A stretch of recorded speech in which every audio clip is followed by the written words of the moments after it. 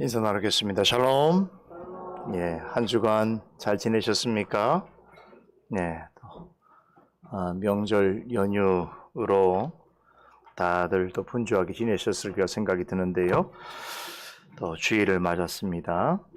한 마음으로 나와서 하나님께 또 예배하는 마음으로 말씀을 또 듣고 전하고 나눠야 될 것입니다. 오늘 이 아침에 잠언서 말씀을 함께 보도록 하겠습니다. 잠언 말씀 8장 18절로 21절 말씀까지 보겠습니다.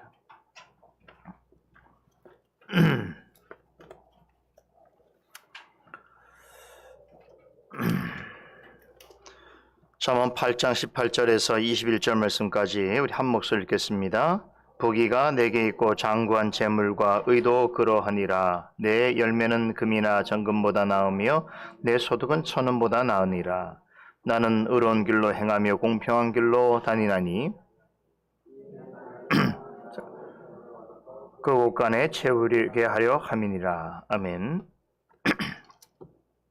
자, 오늘은 이 잠언 해설 시간에 읽은 네 구절만 살펴보도록 하겠습니다. 우리가 지난주에 8장 12절에서 17절까지 말씀을 살펴봤는데요. 전적인 주제는 지혜의 탁월함과 유익함에 관한 교훈이었습니다.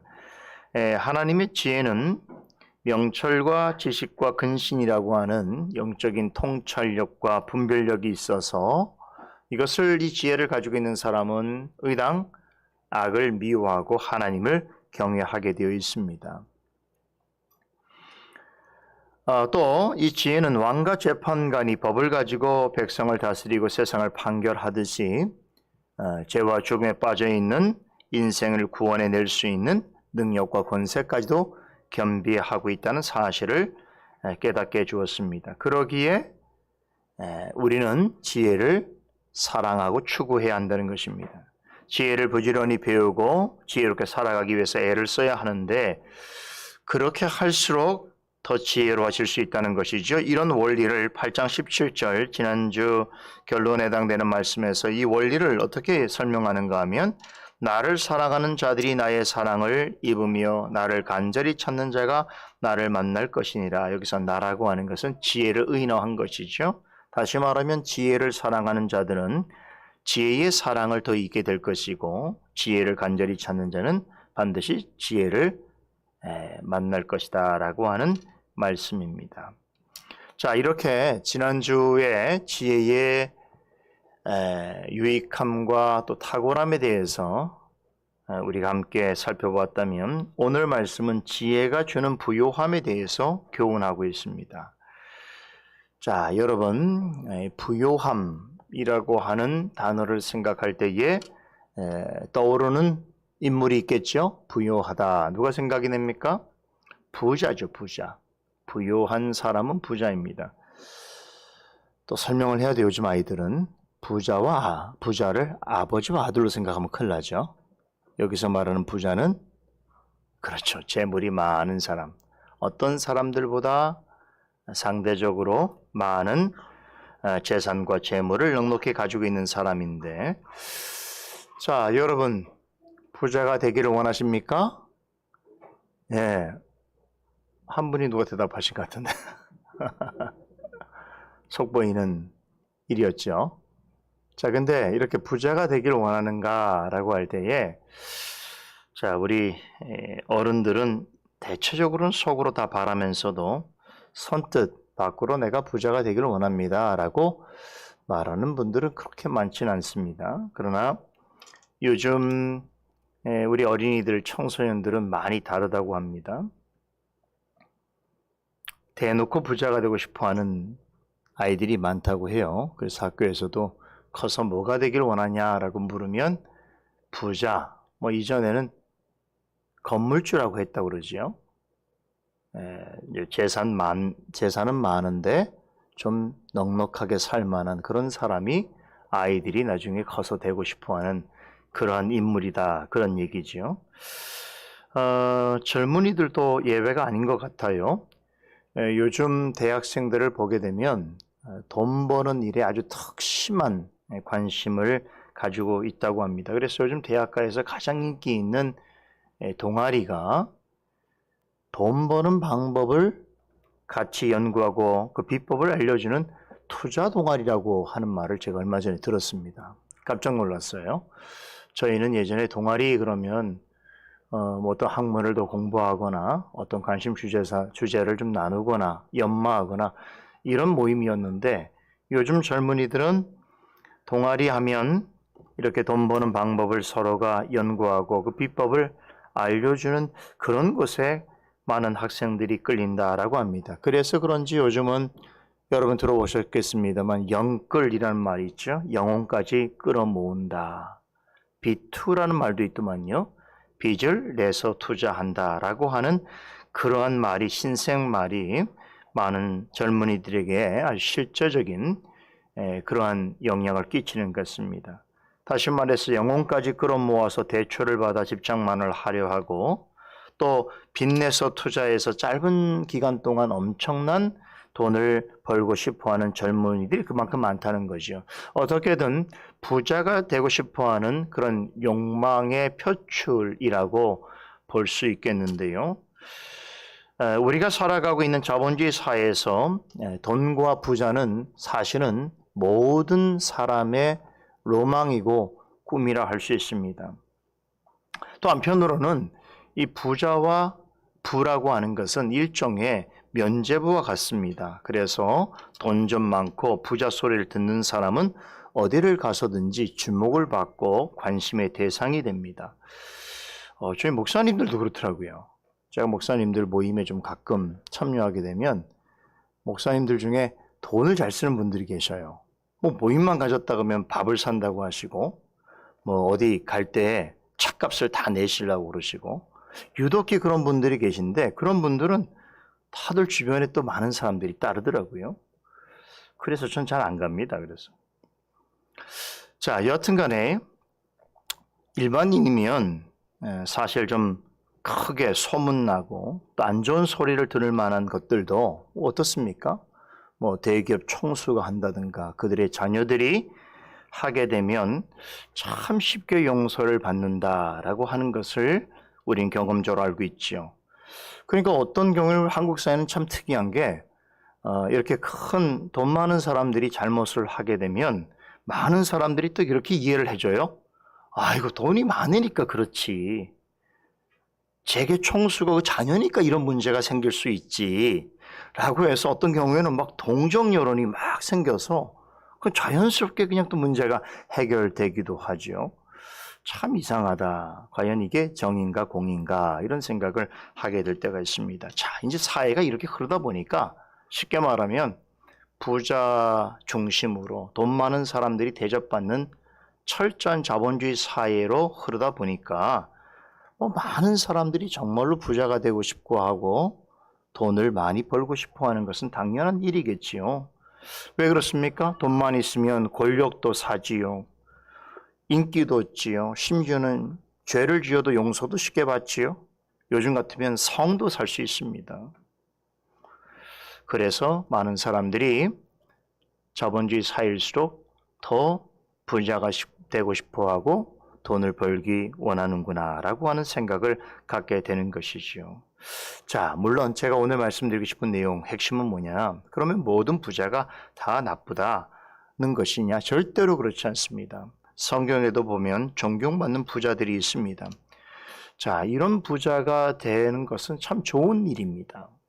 많은 사회에 유익을 끼치고 봉사를 하고 또 선한 영향을 끼치는 부자들도 이 세상에 얼마든지 있죠. 그래서 세상이 조금 그래도 타락한 중에도 중심을 잡고 나아가는 그런 어떤 성격이 있을 수 있는데, 여러분 잘 들어보셨겠지만 노블레스 오블리주라고 하는 말이 있죠. 돈 많은 사람들, 권력을 가진 사람, 인기를 얻은 사람일수록 사회적 책임을 질 줄 알아야 한다는 것인데요. 이런 부자는 정말로 그 부를 어떻습니까? 가지고 있을수록 많은 사람들에게 칭찬을 얻고 또 존경을 받습니다. 전 이런 사람들이 참 그리스도인이 많이 나왔으면 좋겠다라고 하는 생각을 갖게 되는 것이지요. 그런데요, 아무리 많은 재물을 가져도 될 수 없는 부자가 있습니다. 돈 많은 부자와는 비교할 수 없을 정도로 더 크고 존귀한 부자가 있다는 것인데 오늘 그 부자에 대해서 잠언서 말씀에서 가르쳐주고 있습니다. 더욱 놀라운 사실은 오늘 세상에서 돈 많은 부자보다 더 크고 존귀한 부자가 있다고 가르치는데 그런 부자는 여러분과 저 같은 사람도 될 수 있다고 가르치고 있다는 것이죠. 과연 어떤 부자를 두고 하는 말인가? 오늘 말씀을 통해서 잠시 살펴보도록 하겠습니다. 궁금하시죠? 우리 18절을 다시 함께 읽겠습니다. 18절 보겠습니다. 부귀가 내게 있고 장관 재물과 의도 그러하니라. 이 문장의 주어를 보세요. 주어가 뭐겠습니까? 지혜입니다. 지혜는 말하기를 자신에게 뭐가 있다는 거예요? 부귀와 재물과 의가 있다는 것이죠. 여러분, 부귀와 재물과 의라고 하는 것은 그야말로 모든 사람들이 우러러 볼 만한 가장 갖고 싶어 할 만한 그런 가장 중요한 가치를 지니고 있다라고 하는 뜻이기도 합니다. 지혜는 부귀와 재물과 의를 가지고 있다고 하죠. 그렇다면 먼저 지혜가 가지고 있는 부귀는 무엇인가를 생각해 봐야 할 텐데요. 앞서 제가 말씀드린 것처럼 이 세상에서 재물과 재산을 많이 가진 사람을 부자라고 말을 한다고 했는데 지혜가 말하고 있는 부귀라고 하는 건 이런 의미의 부자를 말하는 것인가? 그렇지 않습니다. 우리말로 부귀라고 하는 말로 번역된 이 말의 원어적 의미는요, 사실 합성어인데 부요함과 영광이라고 하는 두 단어를 조합한 합성어입니다. 잠언서 14장 24절에 보게 되면 여기서 사용하고 있는 부요함이라는 단어를 지혜로운 자가 얻을 면류관이라고 하는 말로 표현합니다. 특별히 부귀라고 하는 말에 있어서 부는 우리가 부요함이라는 걸 알겠는데 귀라고 하는 단어는 히브리어로 카보드라고 하는 단어를 번역한 거예요. 카보드 들어보셨죠? 카보드 무슨 뜻이죠? 영광, 무거움이란 뜻이라고 했죠. 하나님의 영광은 무겁다. 그 어떤 것과 비교할 수 없을 정도로 진중하다라고 하는 의미에서 히브리인들은 영광이란 단어를 생각할 때 무거움이라고 하는 그런 의미에서 그 단어를 연상했다 말씀을 드렸죠. 지혜가 가진 부귀라고 하는 것이 그런 것이에요. 하나님께서 자신의 백성들에게 나타내는 부요함과 영광을 뜻하는 것입니다. 그런데 하나님께서는 지혜를 사랑하고 간절히 찾는 자들에게 뭘 주신다는 거예요? 이 부귀를, 다시 말하면 부요함과 영광을 선물로 주신다는 것입니다. 그런데 18절에 보면 지혜는 재물과 의도 가지고 있다고 말하죠. 여기서 우리말로 재물이라는 말을 사용한 것을 보게 될 때에 물질이 아닙니까? 좀 물질과 관련된 표현을 하는 것이 아닙니까? 라고 반문할 분들이 있을 수 있습니다. 그런데 여기서 말하고 있는 장구한 재물과 의라고 하는 것은 지금 앞에 표현한 부귀라고 하는 말에 대한 보충적 설명입니다. 즉 부귀가 가지고 있는 속성을 가리키는 것인데 그것이 뭐냐면 장구한 재물과 의로 표현하고 있습니다. 여기서 장구한이라고 번역된 말의 원문 단어의 뜻을 여러분 기억하셔야 되는데 장구한 재물 무슨 뜻이냐면 장구한이라고 하는 것은 탁월하다, 오래가다, 최고로 훌륭하다는 뜻을 가지고 있습니다. 그러므로 장구한 재물이라고 할 때는 참으로 오래가고 탁월하며 최고로 훌륭한 재물을 뜻하는 것입니다. 그리고 의는 속임과 불의가 전혀 없는 상태를 가리키는 것이죠. 하나님의 의를, 성품으로서의 의를 나타냅니다.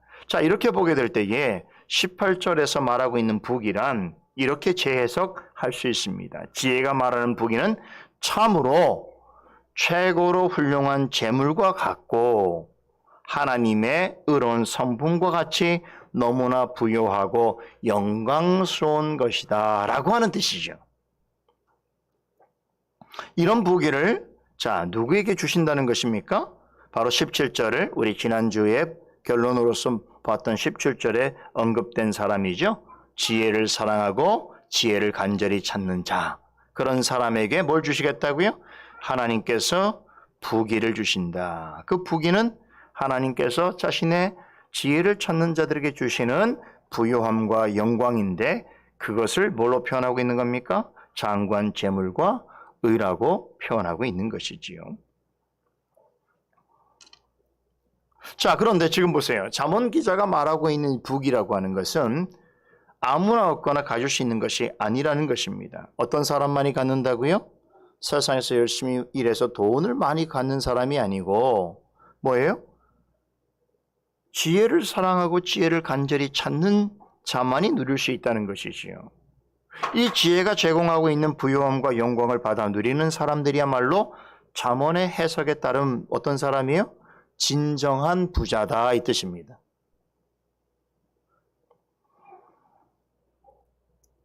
자, 오늘 본문, 잠언 본문이 말하고 있는 부자는 바로 이같이 지혜가 주는 부요함과 영광을 선물로 받아 누리는 자인 것이죠. 이런 사람들은 세상에서 어떤 부자들보다 더 크고 존귀한 자들이다라고 하는 교훈을 우리에게 주시는 것입니다.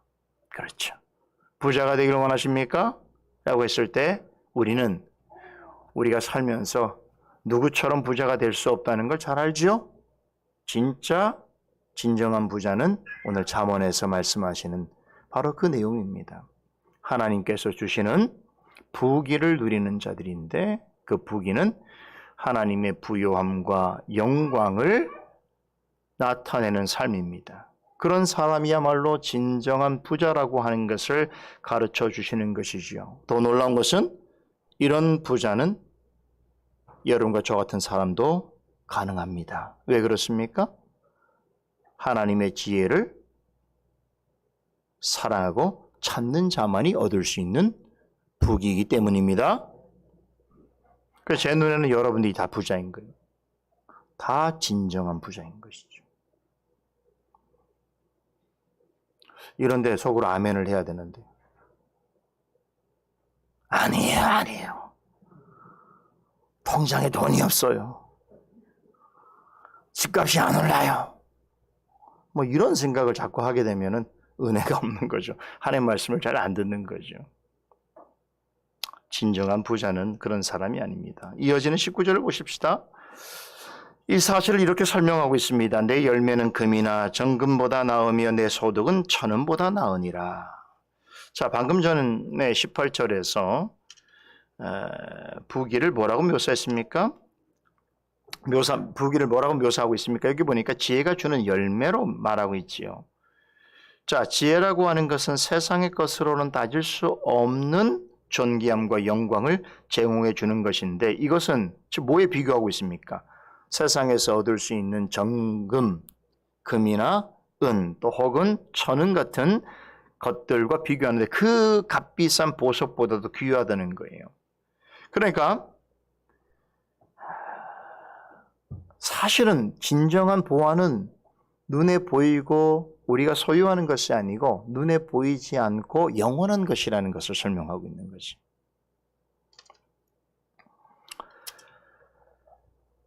우리는 많은 보물을 가진 사람을 부자라고 하지요. 그렇다면 눈에 보이는 보물보다 더 귀하고 가치 있는 것들을 더 많이 소유한 사람은 우리 뭐라고 말해야 될까요? 그야말로 진정한 부자인 것이죠. 그리스도인들은 이런 부자가 되어야 합니다. 오늘 본문은 우리에게 돈 많은 부자보다 더 큰 부자가 되는 법을 가르쳐 주고 있습니다. 이것은 세상에서는 통용되지 않는 지식이지요. 오직 하나님 나라 백성에게만 알려진 지식입니다. 세상에서 부자는 돈과 재물이 많은 사람이지만 하나님 나라에서는 하나님의 지혜를 많이 가진 사람이야말로 진정한 부자인 것입니다. 성경이 이렇게 두 종류의 부자에 대해서 말하고 있습니다. 물질을 많이 가진 부자와 지혜를 많이 소유한 부자입니다. 전자에게는 부요함이란 물질의 많음을 뜻하지만 여러분 말씀드린 대로 이런 세상에서 물질이 많으면 어느 정도의 평판과 명예를 누릴 수 있습니다. 그러나 이것은 오직 이 세상에서만 적용되는 것이지 하나님 나라에서의 부자의 기준은 결코 아니라는 것을 기억하시기 바랍니다. 하나님 나라에서의 부자는 재물이 기준이 아니라 지혜가 기준입니다. 하나님은 지혜를 가진 자에게는 세상의 그 무엇과도 비교할 수 없는 존귀함과 영광과 의를 제공해 주십니다. 이것들은 세상에 있는 물질과는 비교할 수 없는 그런 소중하고 존귀한 것들인데, 다만 세상에 살아가는 사람들은 이렇게 눈에 볼 수 없는 것에는 가치가 없고 우리의 손으로 만질 수 없는 것은 소중하다고 여기지 않기 때문인 것이지, 실제로는 여러분 가장 진정한 것들은 우리의 눈에 볼 수 없는 것이고 만질 수 없는 것입니다. 하나님이 그런 분이시잖아요. 그래서 사람들은 하나님조차 눈에 보이는 형상으로 만들어 놓고 그 형상이 눈에 보이고 우리의 감각으로 느껴져야 그 신이 나와 함께하고 있구나, 나에게 복을 주고 있구나라고 생각을 합니다만, 참되고 유일하신 하나님은 어떻습니까? 우리의 눈에 볼 수도 없고 우리의 손으로 만질 수 없는 분입니다. 이 사실만 보아도 무엇을 깨달을 수 있습니까? 진정한 보물과 진정한 가치는 눈에 보이거나 만져지는 것이 아니라는 것입니다. 하나님의 나라와 세상에서 말하는 부자의 기준이 다르듯이 보물에 대한 이해도 전혀 다르지요. 예수님께서 이같이 말씀하신 적이 있죠. 우리가 잘 아는 선상순 말씀에서 마태복음 6장에 너희를 위하여 보물을 땅에 쌓아두지 말라. 거기는 좀과 동록이 해하며 도적이 구멍을 뚫고 도적질하느니라. 오직 너희를 위하여 보물을 하늘에 쌓아두라. 거기는 좀이나 동록이 해하지 못하며 도둑이 구멍을 뚫지도 못하고 도적질도 못하느니라라고 말씀하셨습니다. 자, 여러분, 세상에서의 보물은 어디에 쌓아두는 거예요? 땅에 쌓아두는 것이고 금고에 쌓아두는 것이고 은행에, 요즘 은행은 사실은 별로 의미가 없는 것 같아요. 여하튼 간에 어느 곳에 땅의 어느 부분에 쌓아두는 것 아닙니까? 그런데 여러분, 우리가 그 보물을 가지고 있는 땅이라는 것이 어떻습니까? 무한합니까? 영원합니까? 그렇지 않아요. 유한하고 항상 변함이 없어요. 변화가 있지요. 이번에 그 수해, 태풍으로 인한 수해 우리가 그 소식을 접하면서 그 강남에도 그랬잖아요. 강남에도 지난번에 비가 많이 와서 고급한 차들이 물에 잠기는 거 우리가 봤고, 이번에도 여러 지역의 남부 지역에 그 지하에 참 물도 들이차고 뭐 사람도 인명도 사실 죽고 하는 여러 가지 안타까운 일들이 있었는데, 누군들 그런 생각했겠냐고요. 그 고급스러운 외제차를 가지고 그렇게 강남 거리를 돌아다니고 어느 집에 주차장에 안전하게 놔뒀는데 그게 그렇게 될 거라고 누가 생각하겠습니까? 그렇지 않습니까? 그걸 구하려고 뛰어들어가다가 목숨도 잃는 거 아니겠습니까? 여러분, 뭘 말하려고 하는 겁니까? 땅에 있는 것은 유한하다는 것이에요. 영원하지가 않아요. 그래서 잘못하면 내 의지와 상관없이 땅에 있는 내가 아무리 사랑하는 보물도 어떻습니까? 빼앗길 수 있고 사라질 수 있다는 것이에요.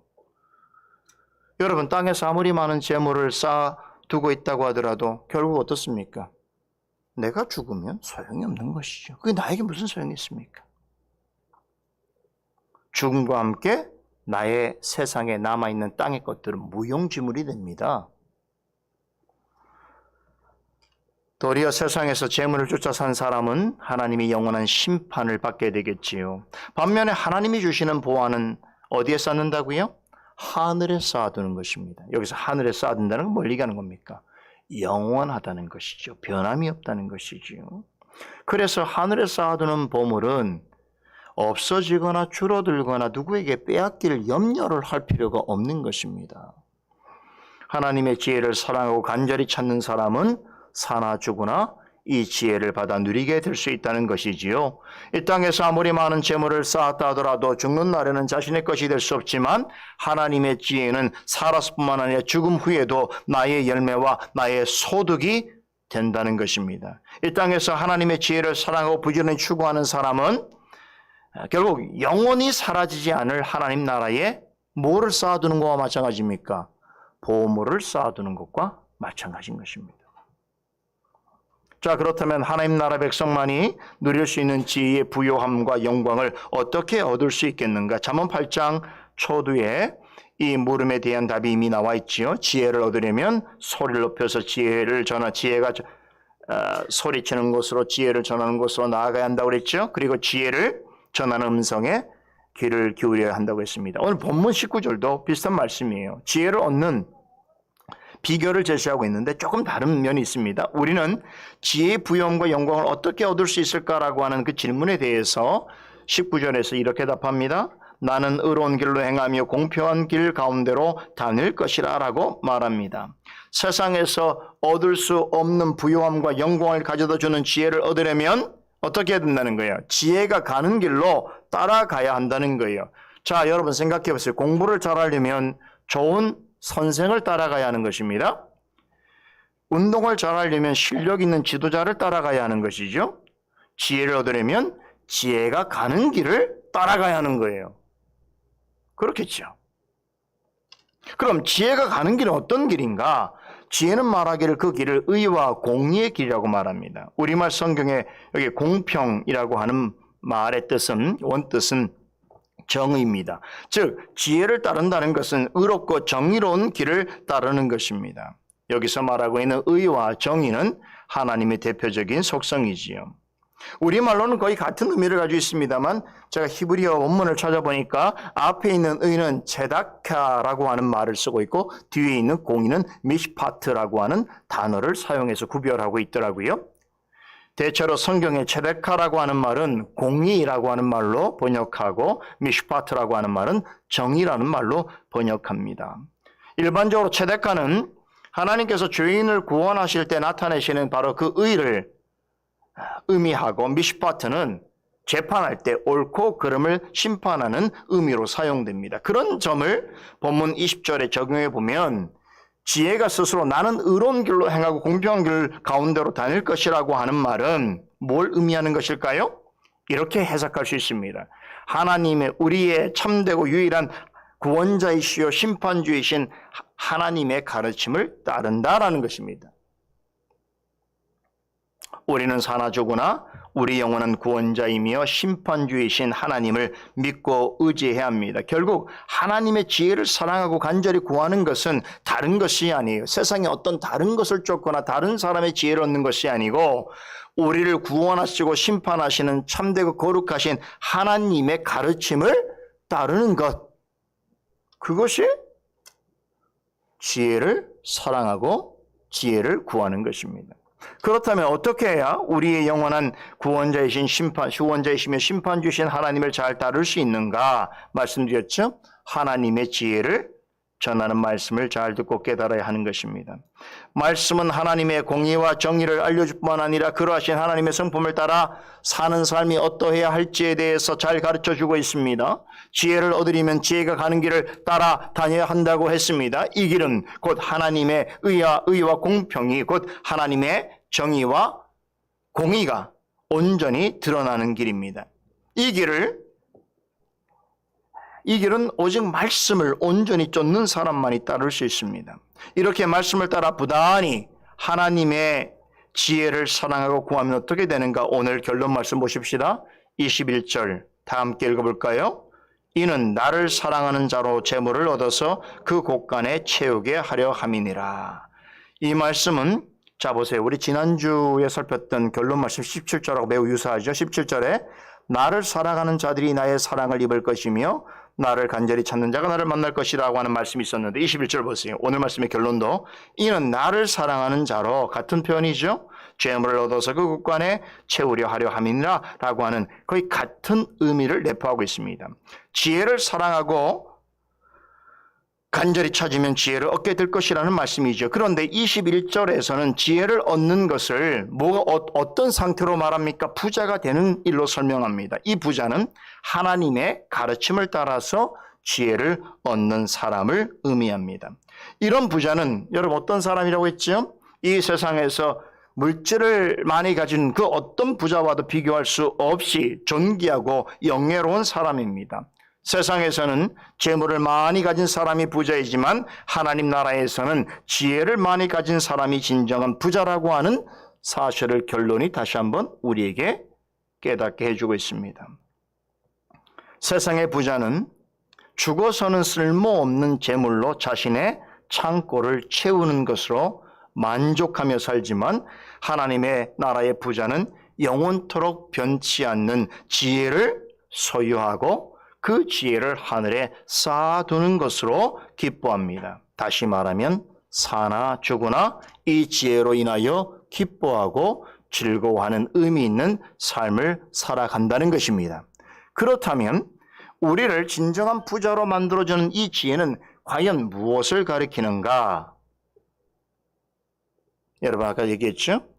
우리의 참되고 유일하신 구원자이시요 심판주이신 하나님 누구십니까? 바로 예수 그리스도입니다. 자, 이 부분에 대해서는 다음 주에 살펴볼 말씀에 너무나 놀라운 아주 정확한 예수 그리스도를 가리키는 말씀이 나옵니다. 기대하셔도 좋습니다. 결론적으로 말씀드립니다. 우리는 세상에서 말하는 부자는 어떻습니까? 좀 되기 어렵잖아요. 그래도 되고 싶은 사람은 되세요. 되면 좋지요. 근데 저는 그런 사람은 못 될 것 같아요.